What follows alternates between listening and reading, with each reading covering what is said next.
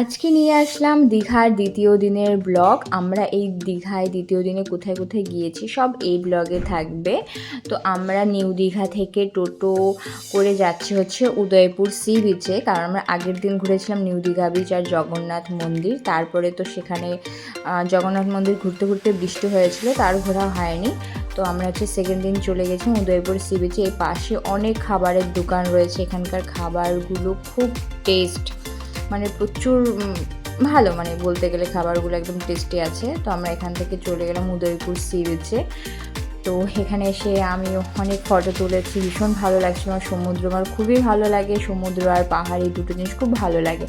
তো এদিকে আমি একটু জানাতে বললাম তুমিও একটু হাঁটো, ও তো সমুদ্র ভীষণ পছন্দ করে। আর উদয়পুর সি বিচে হচ্ছে হর্স রয়েছে, কেউ যদি হর্স রাইডিং করতে চায় তো এখানে আছে। আর এই উদয়পুর সি বিচটাকে বলা হয় মিনি গোয়া। আর এই সমুদ্রের পাশেই রয়েছে অনেক খাবারের দোকান। এখানে হচ্ছে কাঁকড়া, তারপরে মাছ, মানে বলতে গেলে মাছের দোকান এখানে বেশি রয়েছে। এখানে মাছ ভেজে দিবে, নয়তো রান্না করে দেবে। তো আমরা এখান থেকে অর্ডার করেছিলাম হচ্ছে কাঁকড়া। 3টে কাঁকড়ার দাম নিয়েছে হচ্ছে 200 টাকা। কোনো জায়গায় 2টো কাঁকড়ার দাম নিয়েছে হচ্ছে 200 টাকা। তো এখানে তোমরা হচ্ছে সমুদ্রের পাড়ে বসে হচ্ছে খাবার খেতে খেতে সমুদ্রের দৃশ্যটাকেও দেখতে পারবে। এই যে আমাদের কাঁকড়া রেডি হয়ে এসেছে, কাঁকড়াটা খেতেও টেস্ট ছিল আর রান্নাটাও টেস্ট হয়েছে। তারপরে আমরা এখান থেকে চলে যাই হচ্ছে ওশিয়ানা বিচ। ওশিয়ানা বিচ এখান থেকে আই থিঙ্ক 600 মিটার দূরত্বে রয়েছে।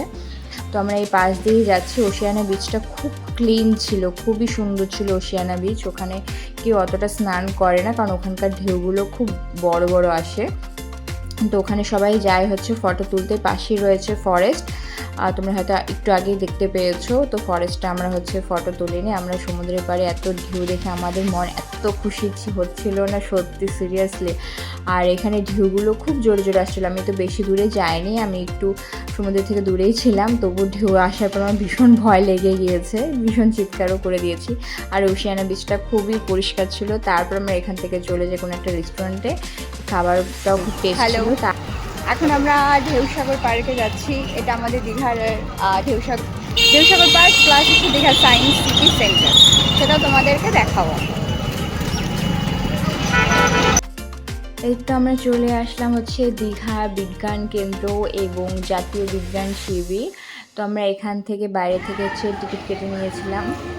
আর এটা দেখো, এই যে আমি যেটা বাজাচ্ছি পিয়ানোটা, এখানে হচ্ছে না টাচ করে উপর থেকে আঙ্গুল দিয়ে এসে করলে এখানে বাজানো যায়। এটা অনেকটা বিজ্ঞানের উপরে ভিত্তি করে বানানো হয়েছে, যেহেতু এটা সায়েন্স সেন্টার।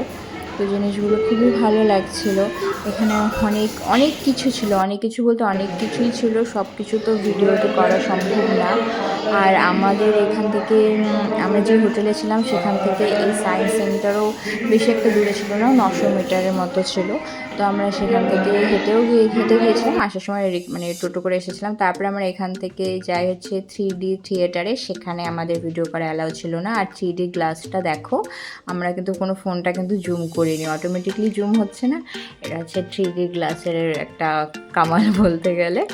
যাই হোক, 3D শোতে কোনো ভিডিও করা অ্যালাউ ছিল না।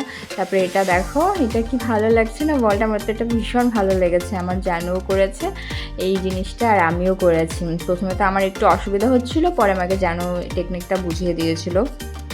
দেন হচ্ছে আমরা আবার চলে যাই হচ্ছে অন্য জায়গায়, সেখানে হচ্ছে গ্রহ নক্ষত্রের ব্যাপারে, সেটা আরেকটা জায়গা ছিল। এই যেটা এখানে শুরু হবে, তো এখানে শুরু হওয়ার পর কোনো ভিডিও করতে দেয়নি, ফটো ক্যামেরা এখানে কোনো অ্যালাউ ছিল না, তো হয়নি।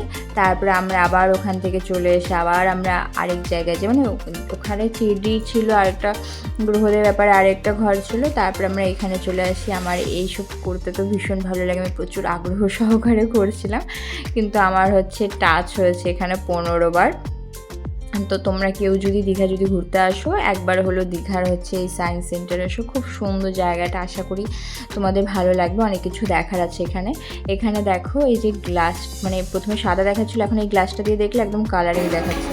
আর এটা হচ্ছে ক্ল্যাপ ট্রি, মানে তুমি এখানে হাততালি বাজাবে আর এখানে লাইট অটোমেটিকলি তোমার হচ্ছে জ্বলে যাবে। তারপর তুমি এখান থেকে যেই হাততালি দাও, যখন তুমি বন্ধ করবে এখানে লাইটগুলো দেখো বন্ধ হয়ে যাচ্ছে। কি সুন্দর না? আমার তো ভীষণ ভালো লেগেছে, আমি অনেকবার করেছি। আর এটা ছিল হচ্ছে ভুলভুলাইয়া, মানে কোন দিক দিয়ে ঢোকার রাস্তাটা পেয়েছি, কোন দিক দিয়ে বের হওয়ার রাস্তা, এটা খুব অসুবিধাই হয়। তো তো যাই হোক, এটা দেখো এটা। আর এখানে জিনিসগুলো অনেক জিনিস ছিল, অনেক কিছু আমরা ভিডিও করেছি, করেছি। তো এত ভিডিও দেওয়া সম্ভব না, আমি জাস্ট কয়েকটা ছোটোভাবে ভিডিও দিয়েছি। আর দীঘায় হচ্ছে তোমরা প্রথম দিন আমরা যেহেতু দুপুরবেলায় গিয়েছিলাম, তো দুপুরবেলায় প্রথম দিন ওইসব জায়গায় গিয়েছি। আর সেকেন্ড দিন আমাদের হাতে অনেক সময় ছিল, তো সায়েন্স সেন্টার আমাদের অনেকটাই সময় চলে যায়। আর তোমরা দেখো এখানে জলগুলো কীরকম, মানে কী সুন্দরভাবে যাচ্ছে, কোনো ভিজছে না। আমি ওকে বললাম যে চলো তো, এটা ওয়াটার যাচ্ছে না, ওয়াটারের ভিতরে কোনো কিছু পাইপ টেপ দেওয়া আছে যে এক ফোঁটা জল পড়ছে না। তোমাকে বলি জলের স্পিডটা হাই করে দেওয়া আছে, এমনভাবে দিয়েছি যাতে মাঝখানে যাতে জল যাতে না পড়ে। যাই হোক, আমি এখানে একটা ফটো তুলেছি। তারপর আমরা এখান থেকে চলে যাই হচ্ছে ঢেউসাগর পার্ক। এই ঢেউসাগর পার্কে বোট রাইডিং হয়, যেহেতু আমরা বোট রাইডিং করেছিলাম গোয়াতে থাকতে, ওখানে আমরা ক্রুজে উঠেছিলাম, তো আমাদের অতটা এনার্জি ছিল না। আমরা গিয়ে দেখলাম যে ঢেউসাগর পার্কটা কীরকম। আর এখানেই আমার ব্লগটা শেষ হলো। নেক্সট দিন নিয়ে আসবো 3rd দিনের ব্লগ।